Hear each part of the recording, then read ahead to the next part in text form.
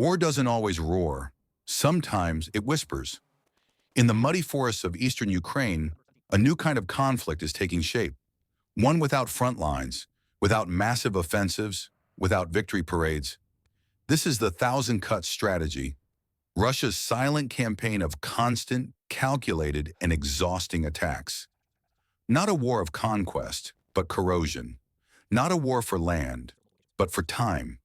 When Russia invaded Ukraine, the world saw columns of tanks, missiles, and artillery. A traditional war, visible and loud. But as months passed, something changed. The grand offensives faded. In their place came silence and precision. Russian forces began deploying small units of 4 to 6 soldiers, equipped with AK-12 rifles, grenades, and drones. Their mission? Infiltrate behind Ukrainian lines, strike briefly, then vanish. A generator destroyed here, a supply truck ambushed there. No large battles, no massive losses, just small wounds, over and over again. Ukrainian commanders began calling it death by 1,000 cuts. Each attack seemed minor, but together they drained manpower, fuel, and morale. Convoys moved slower. Communications broke down. Soldiers lost sleep. Russia had stopped trying to win quickly. Instead, it was trying to make Ukraine bleed slowly. This new strategy wasn't improvised. It was deliberate. After the failures of large-scale assaults, Russian generals adapted. They traded mass for mobility, noise for stealth, destruction for pressure. Each small group acts independently, guided by real-time drone intelligence. They strike in the gray hours before dawn, when exhaustion and confusion are greatest. Instead of trying to break the front, they bend it, slowly, constantly. Every destroyed supply line, every lost patrol, every disrupted communication link adds to the same goal: to wear the Ukrainian system down from within. For the Russian command, this is efficient warfare. No need for tank brigades or massive artillery barrages.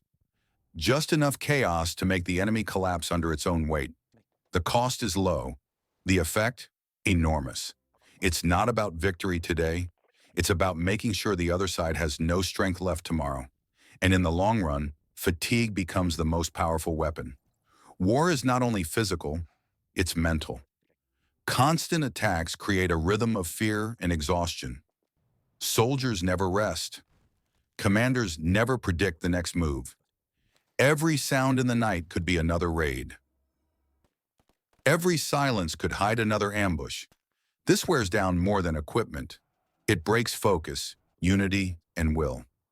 The thousand cuts strategy turns time itself into a weapon. Every day that Ukraine holds the line costs it a little more. Every week of survival becomes another drain of energy, logistics, and resolve. It's a strategy that doesn't need to win. It just needs the other side to stop enduring.